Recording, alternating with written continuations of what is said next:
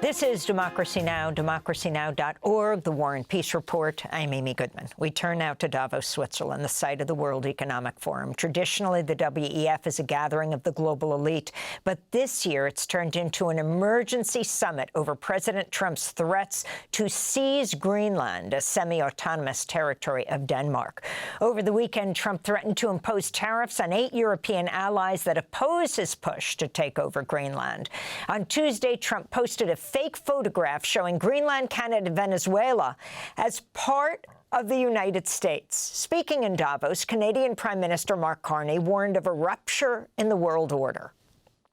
We knew the story of the international rules-based order was partially false, that the strongest would exempt themselves when convenient, that trade rules were enforced asymmetrically.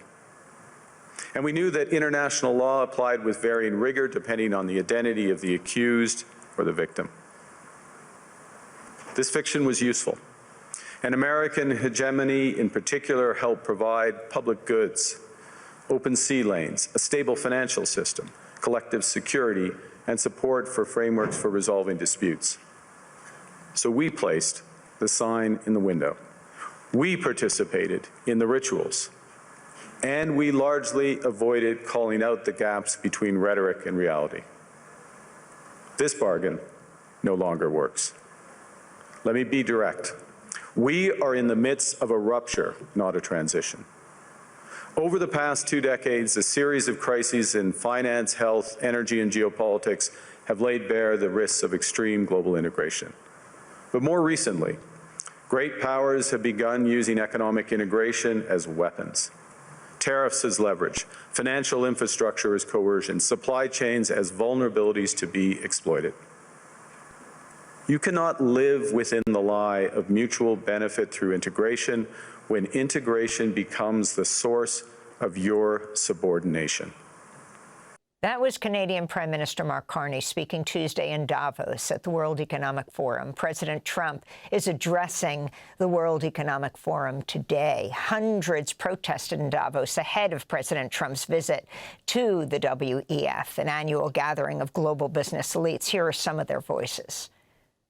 I think it's really bad, especially what he just did with Venezuela. Like, he literally started a war, and now Switzerland lets him in, and also the WEF just accepts him. Yeah, I think that's unacceptable. So we are here because it's a meeting, the WEF is a meeting since 1971 it exists, and it proposes that the world becomes better, that everyone has a better life if those people are meeting. But it's just a meeting of rich people, of politics, and so on. If Trump declares, I am here for the United States, and he comes to Davos, then he will bring the United States the slightest usefulness that Davos has for the world. And so it is scary. We're joined now in Davos by Oxfam International's Executive Director, Amitabh Behar. Oxfam's just released a new report titled Resisting the Rule of the Rich, Protecting Freedom from Billionaire Power. We'll talk about that in a moment. But first, if you could talk about what's happening on the ground right now.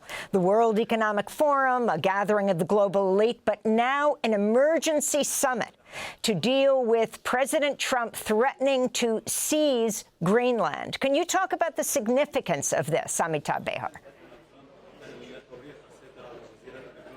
Thank you. Thank you for inviting me. I must say that the sound is extremely poor, but at the moment, in fact, now there's a massive queue for attending the Trump's session, and you can hear actually protest sounds from outside. So this is really the moment where everybody is gathering. There's, I would say, massive nervousness. The people that I'm talking to, they're extremely concerned about what is the speech going to do. So that's really what's happening at the moment. Can you respond, from your perspective as head of Oxfam International, to what it means to turn this into an emergency summit with President Trump threatening to militarily invade Greenland?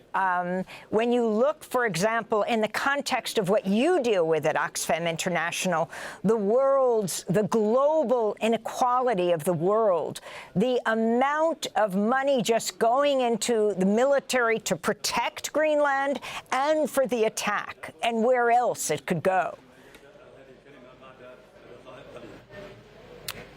So if I'm hearing the question right, absolutely, I think this is really a critical question, that we as Oxfam work on human rights, on humanitarian support, and at this juncture, the entire multilateral structure seems not just fragile, it's broken.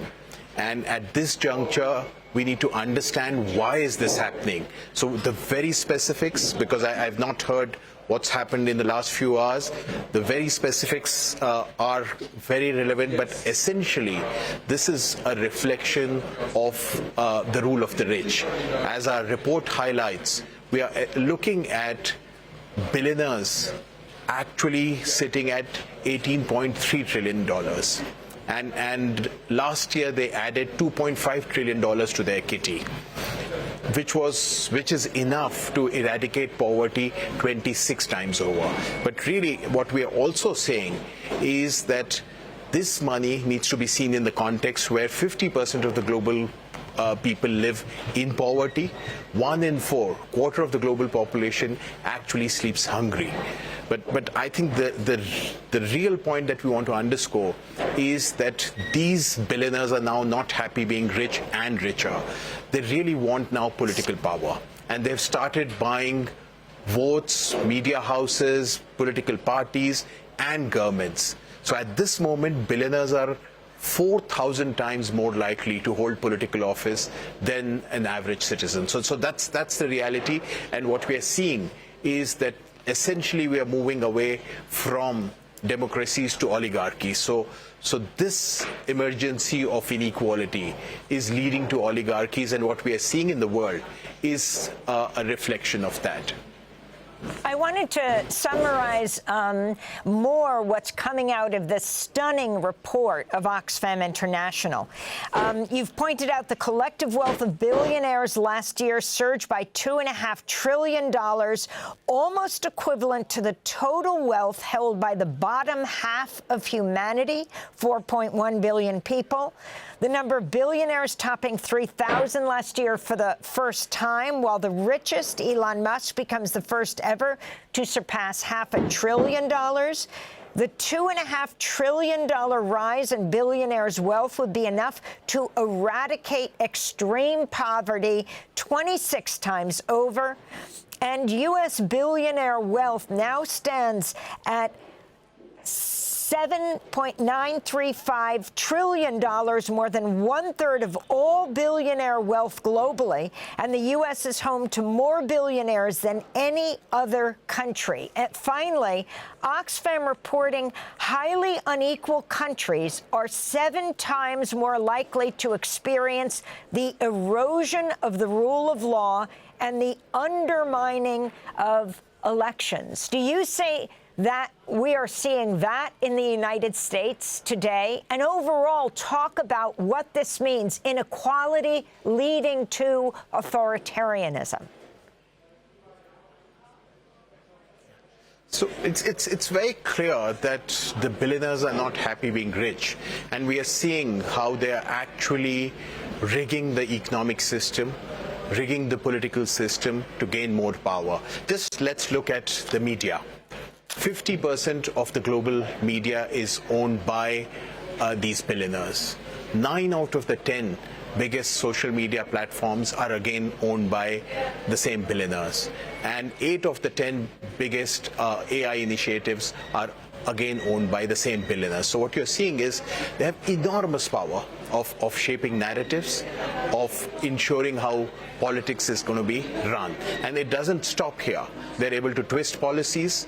We have seen what happened when we saw Trump, a billionaire president, coming in, initially backed by the richest man in the world for many months, with some billionaires sitting in his cabinet. The first big thing they do is to slash taxes for the super rich.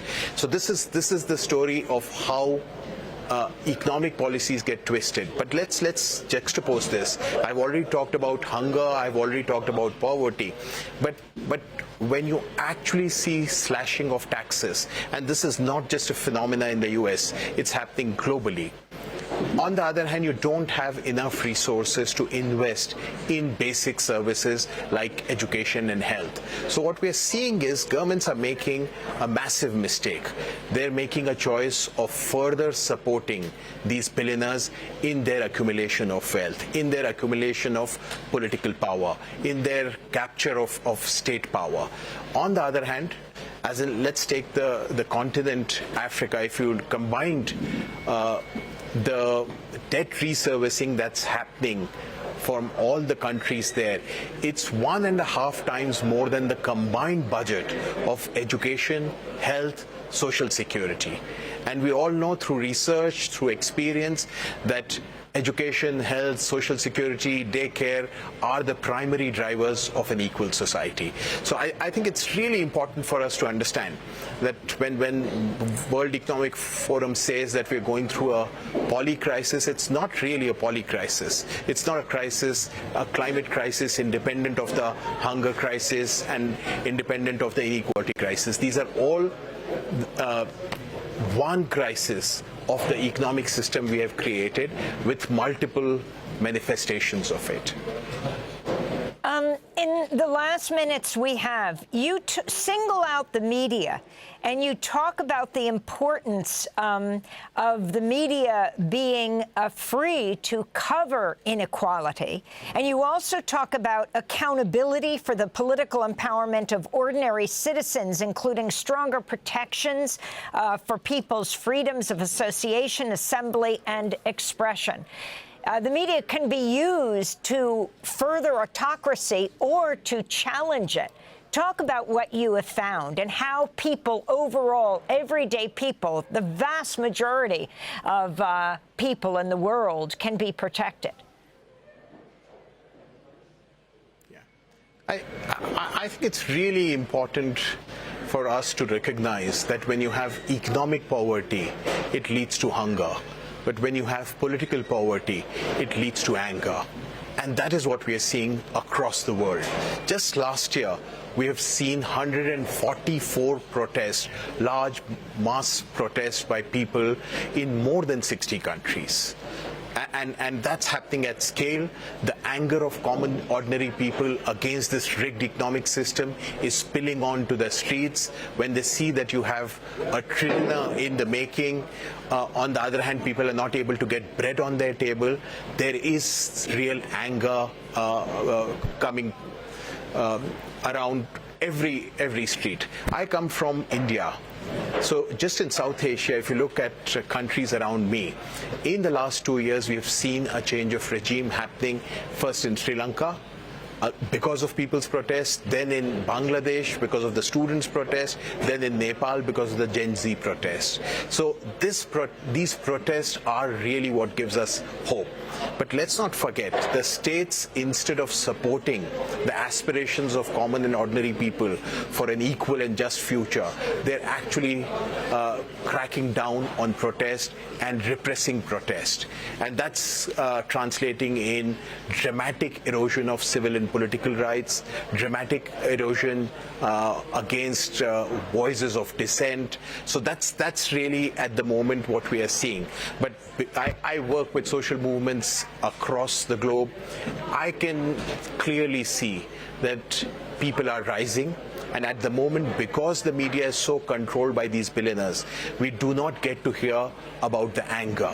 And I think the global leadership is making a massive mistake, but by not listening to the real voices of the people. And these voices are going to come together, and they will work towards a just and equal future. I want to thank you very much, Amitabh Behar, for joining us. You're speaking to us as President Trump has taken the stage at the World Economic Forum, and we'll report on what he says tomorrow. Amitabh Behar is Oxfam International Executive Director, joining us from Davos, Switzerland, from this World Economic Forum, WEF, and we'll link to Oxfam's new report titled Resisting the Rule of the Rich, Protecting Freedom from Billionaire Power. Thanks for watching Democracy Now! On YouTube. Subscribe to the channel and turn on notifications to make sure you never miss a video. And for more of our audience-supported journalism, go to democracynow.org, where you can download our news app, sign up for our newsletter, subscribe to the daily podcast, and so much more.